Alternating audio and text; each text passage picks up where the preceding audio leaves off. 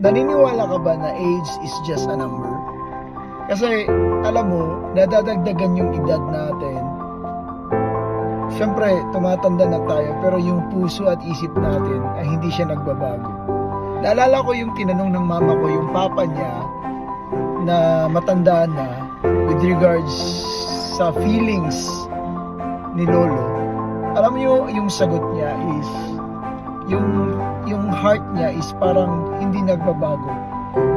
Pero yung balat niya namumulubot na. Pero yung puso at isip niya is ganun pa rin. Same as what I have now. Na syempre, tumatanda na tayo. Lumalampas na tayo sa kalendaryo.